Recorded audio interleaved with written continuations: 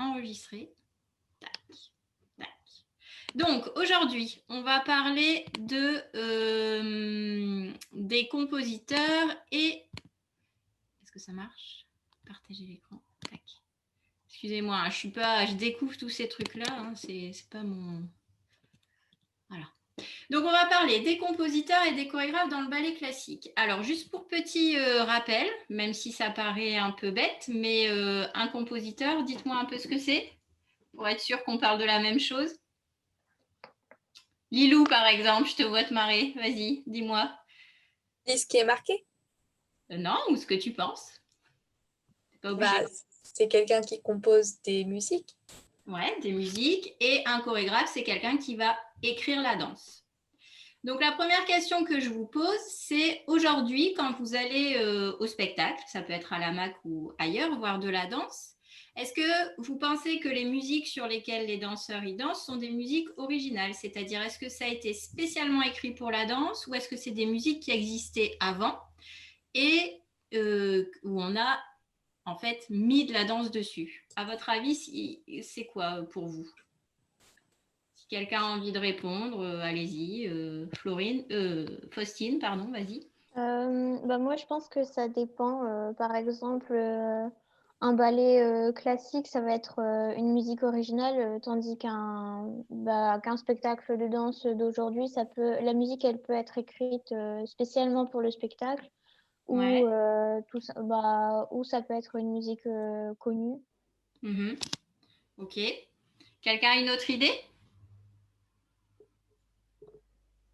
Genre Romane à moitié allongée alors. T'as une idée, toi, de comment ça se passe? Bah, pas forcément. Vous vous êtes jamais posé la question quand vous venez à la MAC, tiens, la musique qu'on entend, elle vient de où? Non? Non. Bon, alors je vais vous donner quelques indices. En fait, il y a deux cas de figure possibles. La musique, elle existe déjà avant et on va venir composer la danse dessus. Ça, c'est le premier cas de figure. C'est ce que nous, on fait pour le spectacle de fin d'année. Hein? Moi, je choisis des musiques qui préexistent, qui peuvent être des musiques classiques, mais qui peuvent être des musiques contemporaines, et enfin voilà, de tout genre musicaux différents. Ou alors, la musique, elle a été composée spécialement pour la danse. Et dans ces cas-là, c'est une composition originale. Ouais. Ok. Donc ça, c'est juste les deux premières choses que je voulais vous dire. Ensuite, pourquoi il ne veut pas que je partage plus mon écran?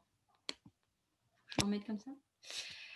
Donc ensuite, du coup, j'ai choisi 3 études de cas sur 3 périodes différentes. Donc la première chose que vous avez regardée, c'est le Ballet Royal de la Nuit. C'est 1653, c'est l'époque de Louis XIV.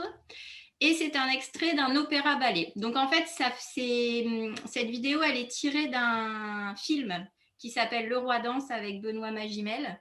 Et dedans, il y a des scènes de danse. Bon, il n'y en a pas beaucoup, on ne le voit pas vraiment danser, notamment parce que à l'époque de Louis XIV, on ne filmait pas la danse, donc on a du mal à savoir exactement comment on dansait à cette époque-là. Mais en tout cas, voilà, ça c'est le premier extrait. Le deuxième, Le Lac des Cygnes, chorégraphie de petits pas, musique de Tchaïkovski, très connu.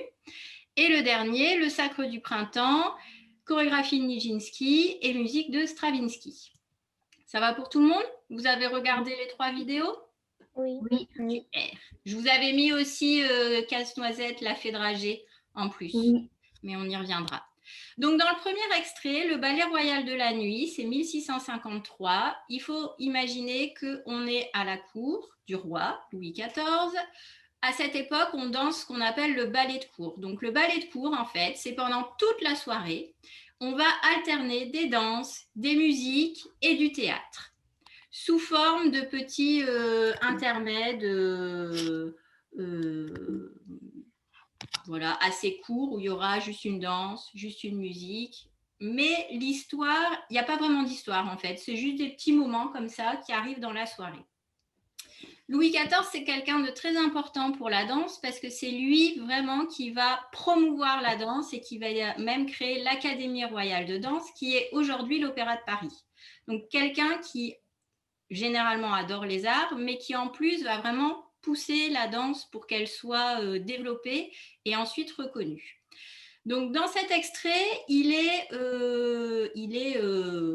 habillé comme un soleil, puisque bien sûr, ce sera l'emblème qui va le représenter, mais ça, vous le savez. Et la musique qu'on entend ici, ou une partie de la musique de ce ballet, a été composée par Jean-Baptiste Lully. Est-ce que ce nom vous dit quelque chose ou jamais vous avez entendu?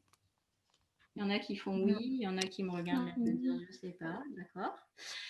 Et en tout cas, c'est la période baroque. Lully, c'est un compositeur qui est italien à la base, qui vient en France et qui va se faire bien voir par le roi, qui va recueillir ses faveurs et qui va devenir un personnage central pour le développement de la musique et de la danse et du théâtre à la cour du roi, notamment sous Louis XIV.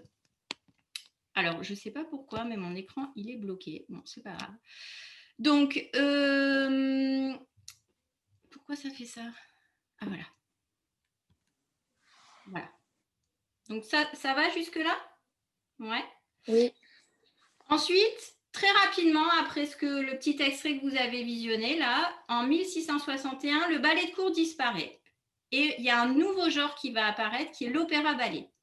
Et ça, c'est Lully qui va le mettre en place, donc avec la grosse différence que dans l'opéra-ballet, il y a une action qui est développée du début à la fin. Donc, on commence à avoir une histoire avec une narration et ça va venir mêler la danse, la musique et le théâtre. Donc, j'ai écrit là, vous voyez sur ma petite feuille, j'ai écrit que c'était vraiment une création qui était totale et collaborative. Il n'y a pas un art qui va être mis plus en avant que l'autre. Ils vont vraiment concevoir la chose à trois.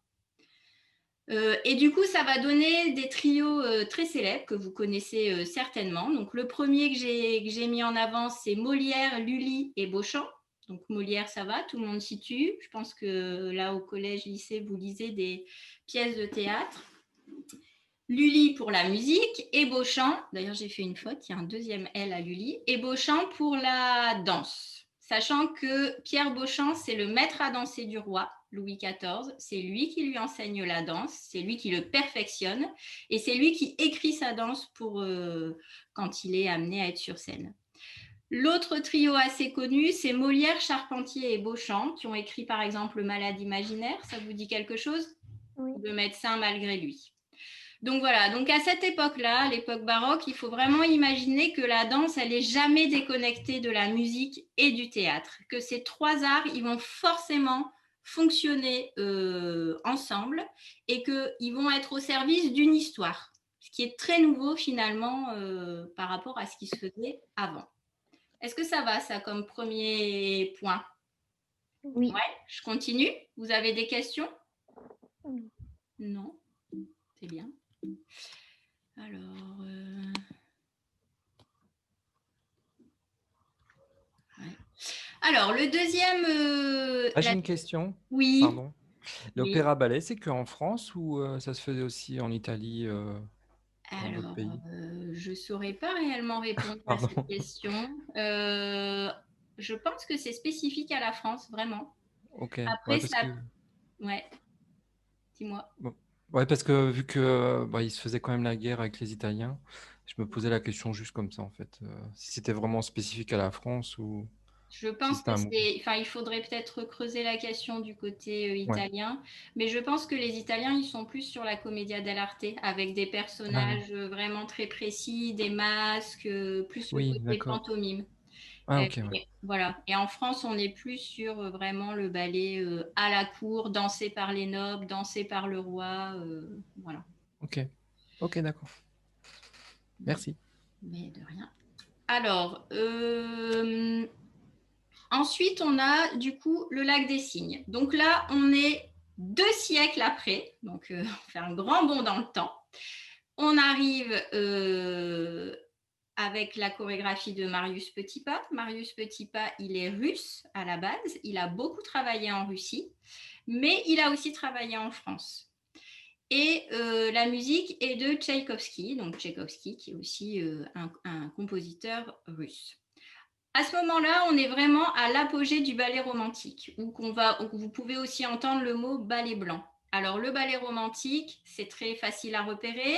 C'est la danseuse, C'est vraiment c'est l'icône féminine qui est mise en avant.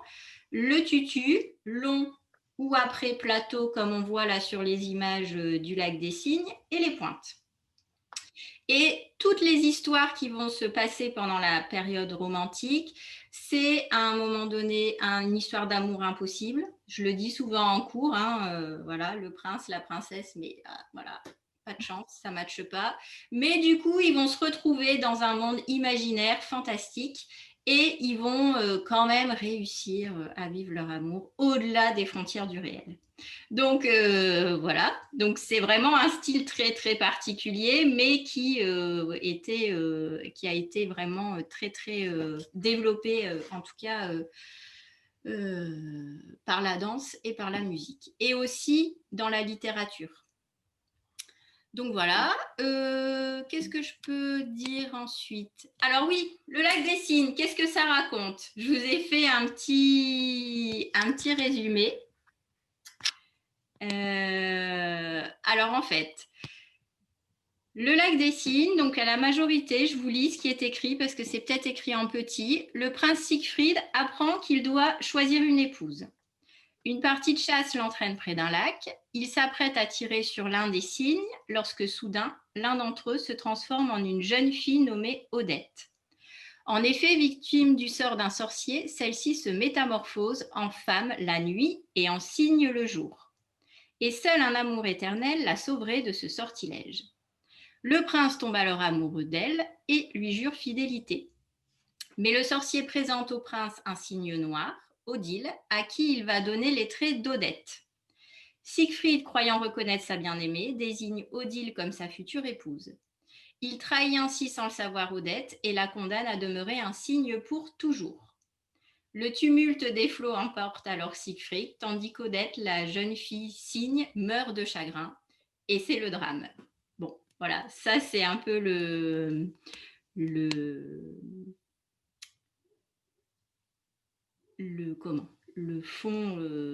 fond de l'histoire. Est-ce que vous me voyez toujours? Oui. Oui. Parce que moi, je ne vous vois plus. C'est vraiment très bizarre. Bon, voilà. Donc, est-ce que c'est clair pour l'histoire, en gros? En gros, un prince, il tombe amoureux d'un cygne qu'il croit être une personne et il va se faire flouer par un sorcier qui lui présente sa fille, qui a les mêmes traits que Odile. Et finalement, il va rendre cet amour impossible. Voilà, donc on est vraiment parfaitement dans la thématique du ballet romantique. Alors ensuite, du coup, côté musique, comment ça se passe? Alors en fait, la musique du Lac des Cygnes, elle préexiste au spectacle de danse. Et Tchaïkovski va composer la musique entre 1875 et 1876. Et ça va être le premier compositeur de musique symphonique à écrire pour le ballet. Il faut savoir qu'à l'époque, en fait, la musique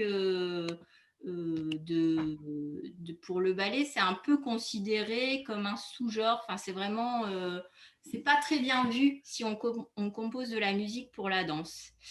Mais Tchaïkovski, lui, il va avoir un autre point de vue là-dessus et il va se dire que, au contraire, l'écriture pour le ballet va permettre de vraiment trouver plein de mélodies différentes et demande une grande technicité, en tout cas de composition musicale. Alors, je ne pourrais pas vraiment vous donner d'exemples hyper précis, mais parce que je ne suis pas musicienne, mais en tout cas, il va vraiment trouver ça intéressant d'écrire pour le ballet. Et il va même dire, il n'y a pas de genre inférieur en musique, il n'y a que de petits musiciens.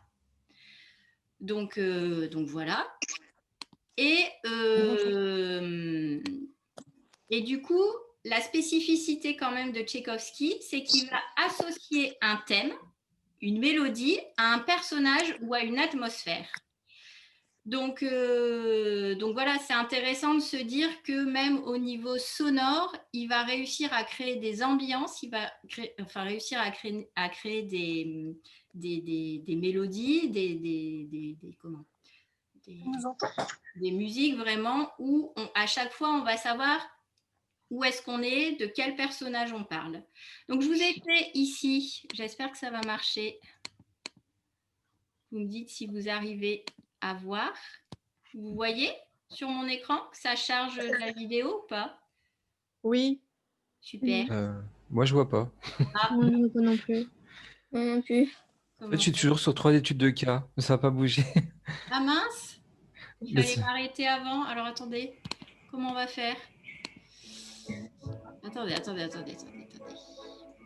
Oh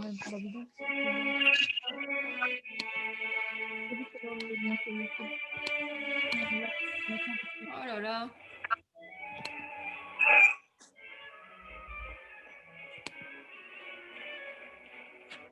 On ne voit pas. Je sais pas.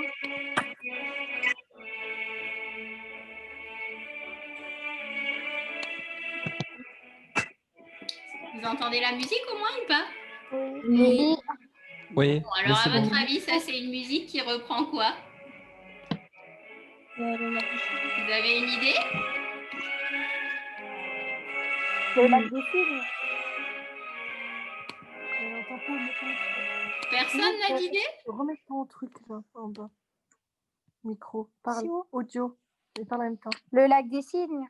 Ouais, alors c'est le lac des cygnes, mais ce serait quel moment? Je sais pas, c'est un solo, c'est un pas de deux, il y a du monde sur scène. Faustine? Un pas de deux. Moi, je pense qu'il y a du monde sur scène. Ouais, alors j'arrive pas à vous partager, je sais pas pourquoi. Peut-être que si je fais ça, ça marche. Vous me dites. Vous voyez? Oui. Oui. Oui, c'est bon. Donc voilà, ça c'est une des mélodies très connues du lac des Cygnes qui reprend le corps de ballet.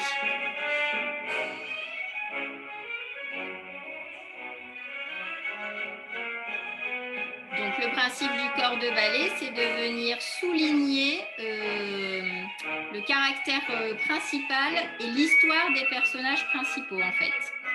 Ils ne sont pas vraiment là pour raconter l'histoire, mais ils viennent mettre en valeur la danseuse et le danseur. Même s'il y a un travail considérable qui est fait. Hein. Voilà. On va arrêter là. Du coup, je vais arrêter de partager. Voilà, je reviens avec vous. Alors, il faut que je retrouve mon PowerPoint. Ouais. Ça va, je ne vous ai pas perdu? Non. Non. Alors, Non, je vous non. montre autre chose. Cette fois-ci, c'est toujours dans le lac des Cygnes. Vous voyez ou vous ne voyez pas? Non. Ah non, je vois rien. Non. Non.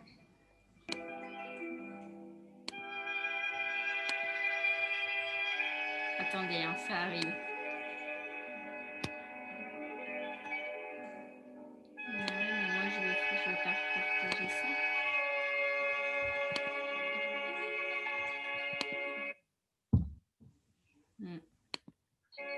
Moi, j'arrive pas à vous le partager.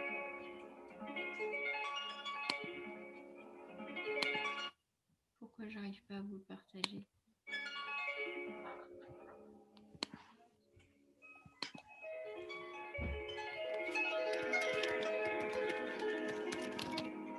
Ah, ça y est, on voit.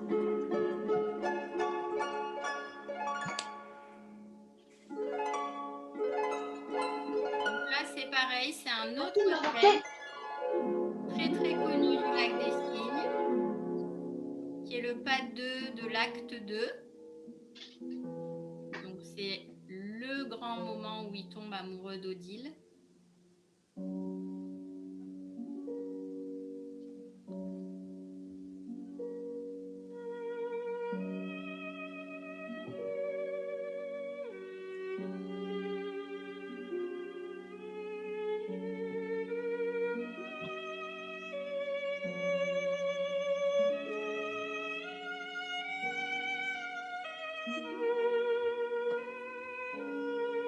La musique vous dit quelque chose? Vous l'avez déjà entendu? Oui. Oui.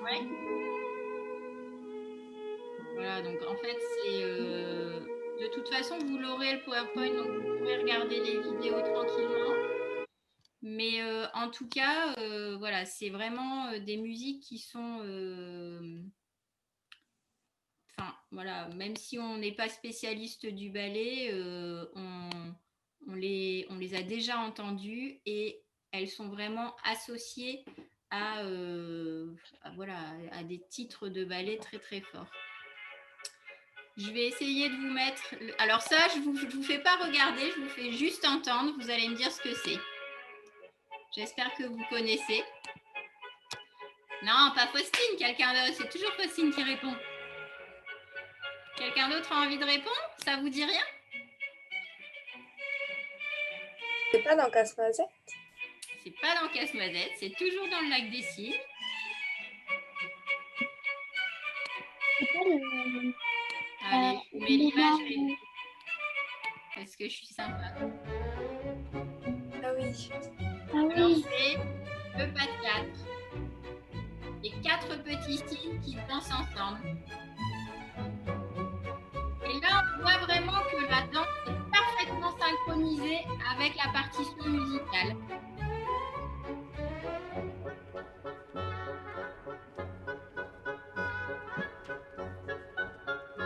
Ça marche parfaitement en adéquation.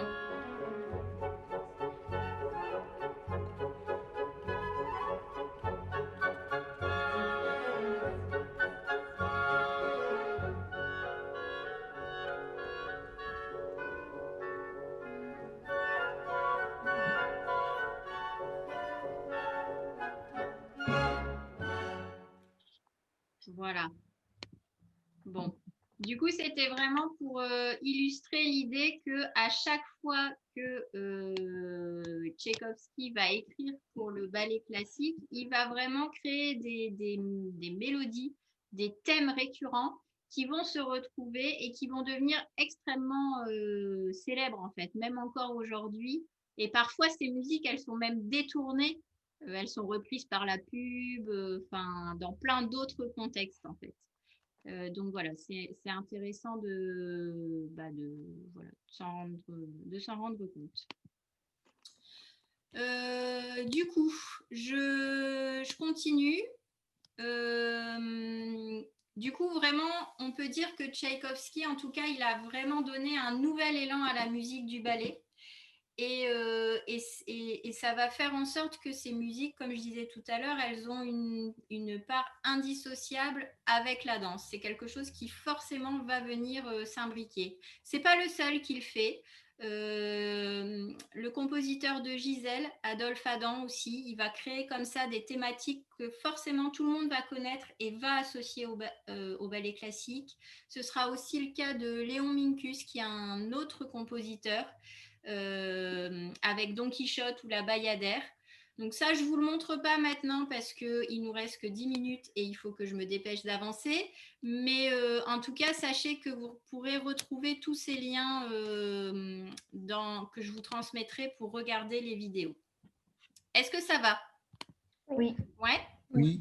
C'est assez fourni, hein, mais voilà, j'avance encore. Donc, le dernier point qu'on va aborder, c'est le Sacre du printemps.